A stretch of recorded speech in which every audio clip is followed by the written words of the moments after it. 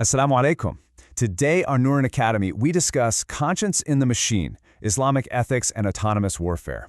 If you benefit, please support by subscribing and sharing as a sadaqah.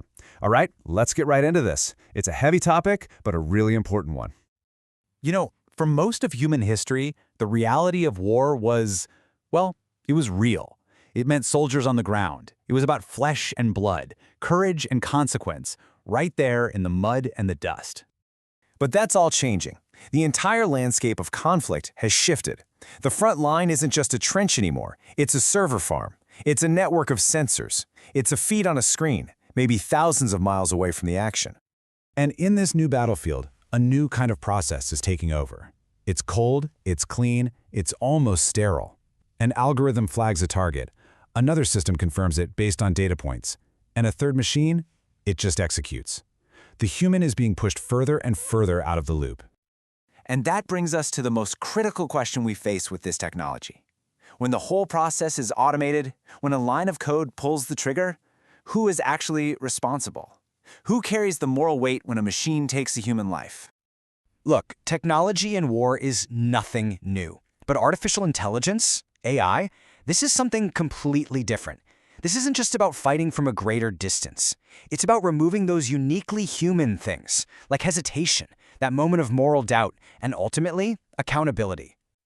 And right here, this is where our tradition, our deen, speaks with such profound clarity. In Islam, life isn't just valuable, it's sacred. Taking a life is one of the most serious acts a person can commit, and it's surrounded by the strictest possible conditions. It's never supposed to be detached, and it's definitely never automated. These principles, they're not some historical relic. The ethics of Islam are timeless. They don't become obsolete just because we invent new technology. In fact, it's our duty to apply these unchanging limits to our most modern inventions. So, what are these limits? Well, they are crystal clear. Islamic law is emphatic. Non-combatants must be protected. Harm has to be restricted only to what is absolutely necessary. Your intention, your niyyah, is at the very center of the action. And most importantly, accountability is absolute. You can't pass the buck. So the conclusion is pretty straightforward. If a new technology, I don't care how advanced or efficient it is, if it makes it impossible to follow these rules, if it blurs the line between a soldier and a civilian, if it takes away intention, if it erases accountability, then that technology has crossed a very clear red line. And this really gets to the heart of the matter. It's a fundamental conflict between what autonomous warfare promises and the spiritual dangers it brings. It's a clash between the cold logic of a machine and the God-given capacity for human mercy. And you can see the two sides of this coin so clearly here. The promise, it's seductive, right? Unbelievable speed, surgical precision, and keeping your own soldiers safe. But the peril, it's absolutely terrifying. It's the dehumanization of people into data points. It's the possibility of making mistakes on a massive, catastrophic scale. And worst of all, it's the idea of killing without a conscience. Think about it. An algorithm can't feel mercy, rahmah. A drone can't hesitate because of a sudden pang of moral doubt. A piece of software can't feel regret and repent for a life that was taken by mistake. These are human qualities, placed in us by Allah subhanahu wa ta'ala, and they are essential to the just use of force. So this isn't just some abstract academic debate for scholars. This is a direct and urgent call to action, especially from Muslims who are working in engineering, in computer science, in the tech world. If you're building these systems, you can't just say, "Oh, I'm just an engineer," or "I'm just writing the code." No, you are not a neutral party. You are carrying an immense moral burden, and you are directly involved in the outcome of your work.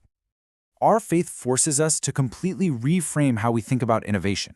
The main question can't be, is this cool or is it efficient? The first, last, and only question that matters has to be, is this permissible? Is it halal?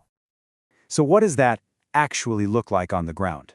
Well, first, it means you absolutely reject any system that gives a machine full autonomy over a life or death decision. A human has to be in the loop. Second, you demand transparency and oversight. Hidden weapons lead to hidden crimes. Third, you champion technology that improves the protection of civilians, not weakens it. And finally, you have the courage to say no, to choose principled refusal. Now let's be clear. This is not a call for weakness or for falling behind. This is a call for a much higher, more profound kind of strength. A vision for a future where our incredible technological progress is guided by an even stronger moral compass. Just imagine what that looks like. A principled technologist, someone who flat out refuses to build fully autonomous killing machines, someone who insists that human accountability is baked into the design at every single step, someone who has the guts to speak out against weapons that have no restraint. That is true strength. Because at the end of the day, that's what it all comes back to. Our accountability before Allah subhanahu wa ta'ala is individual. On the day of judgment, you won't be able to say, the system decided. That excuse won't work. The question will be about what you did, and the answer will be, I helped build it. So let's end with this thought. These ethical lines, these divine boundaries, they are not a sign of weakness. They aren't holding us back. They are a mercy from Allah subhanahu wa ta'ala, designed to protect us, to protect others, and ultimately to protect our own souls. Presented and created by Nuvran Studio.